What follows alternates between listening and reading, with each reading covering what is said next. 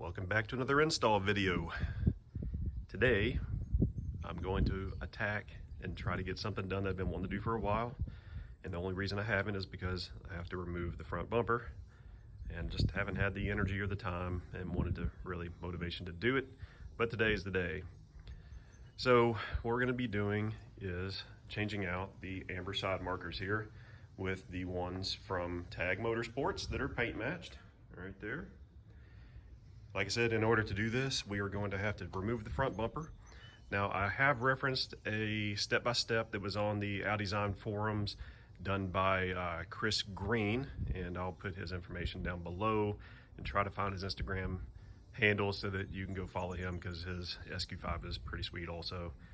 But I'm gonna follow his steps because we need to get this front bumper off, and it looks pretty easy, and it's said that it can be done with it on the ground, not on jack stands.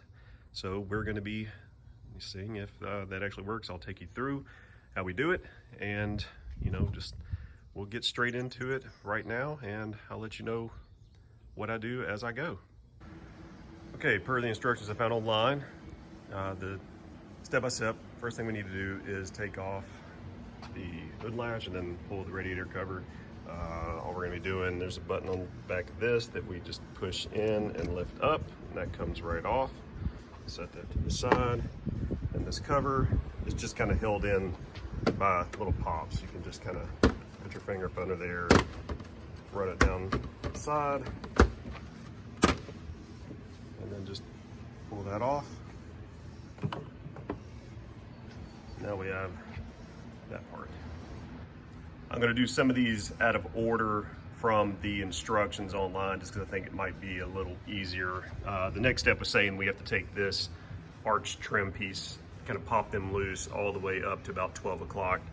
But the way that this is held into the bottom, it's kind of pushed in. So I'm gonna just go ahead and remove these T20s. There's 4 of them. So once we remove those, I can pull this back and it might be easier to do that. Okay, after I took out the T20s that were inside the wheel well to get the liner pulled back. You can see I kind of started on this, but I went ahead and took off all the line down through there. There's a bunch of T20s and a bunch of T30s. So all we're doing is getting this part loose right here. And now we're on to the kind of nerve-wracking part, which is pulling this off right here. You can see that these clips, the more you pull it back, they kind of go in these notches, and you literally just run your hand up, starting at the bottom, just start popping them. Go slow. You don't want to break these things, and I think that you might be able to, from the wheel liner side, put your hand back behind it and help, kind of push in that clamp and push it outside. That way maybe you lessen the chance of breaking any of these clips. Okay, I've got them all loosened from the bottom all the way up to about 12 o'clock. We just need to get past this line right here. If you look at these clamps or clips, you need to be careful with them because the old ones I'm used to have got a metal clip on here that kind of comes off, but this is just a plastic piece, and if you pull it too quickly, you might actually break that, and you don't want to do that. Some of them already kind of looks like it has a little stress crack right there, but hopefully it'll hold whenever I put it back in. Just wanted to give you a heads up on that, but all you do is pop it loose, work your way up to about 12 o'clock, and then you do the other side. Never been able to have one single car where I do a mod like this and where I have to do something with these side trims, whether it be this or with the bumper somewhere in here, where manufacturers can get it right. So this one ended up breaking, and a lot of these others have stress cracks. I tried to get in through the back, back behind here, and it worked on one of them, but I couldn't get to all of them. So I'm gonna see if I think that this clip here might be close enough to kind of hold it in place.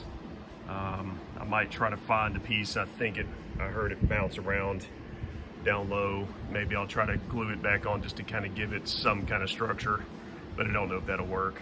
I'll let you know what I decide to do with that. Next up, so we need to remove, where's it at? Right there. So that is a T20 and that is a push rivet. So we're gonna use the T20, take that out, push rivet. You're just gonna stick like a flat head in between up there and kind of wiggle it down, and it'll pull part of it away, and then you just pull this whole plug type straight down. You'll do this on both sides. Okay, the last step before removing the whole front bumper off the front is on top. There are two, look like T25s here and here. So we're just gonna take those out. And then after we do that, you're supposed to kind of come to the corners, pull this back, and right along here, kind of grab and pull out on both sides. I would suggest if you have some kind of maybe moving mat or some kind of padding you can put underneath the front bumper to do that. And if you also have a helper, have them out here helping you as well, because from what I understand, you pull those and it's gonna kind of just go ahead and come loose and want to come off the front. There are supposedly 2 plugs over on the driver's side. I don't know if Chris's was a 2020, and I don't know whether or not the 2020s is exactly the same, but I will update you as soon as I have more information. Okay, front bumper is removed.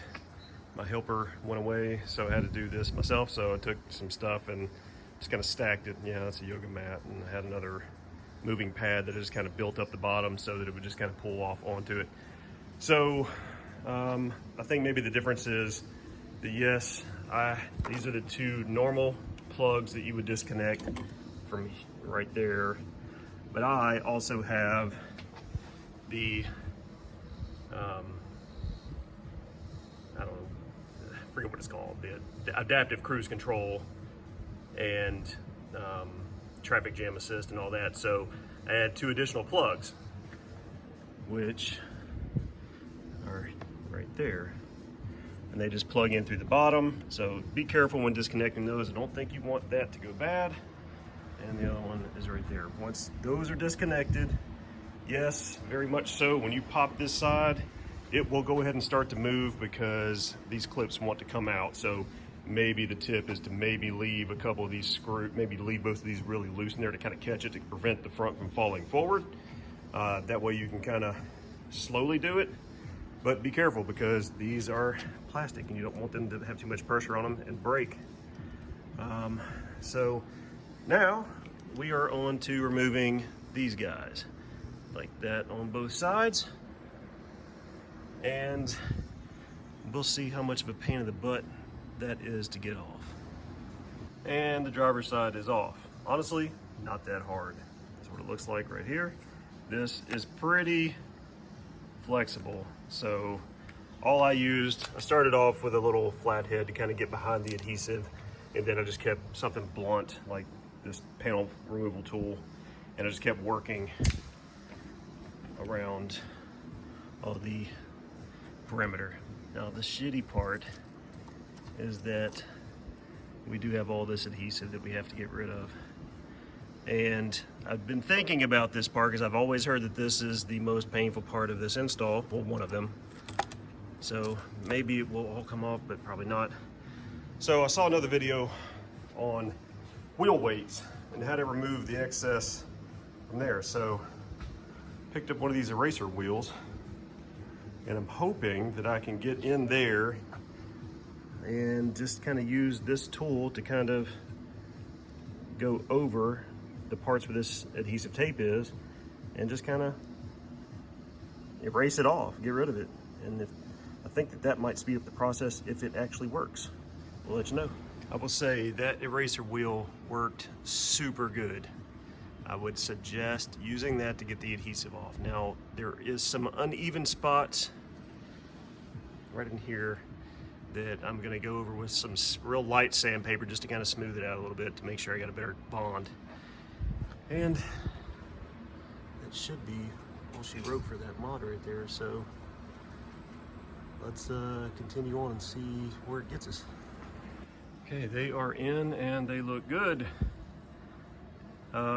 This is the full disclosure moment so that people don't do what I accidentally did. So using the eraser wheel, first time that I'd ever used one, and I thought that I was still getting, you know, adhesive off, but what I was not checking for was how thin it was actually going through.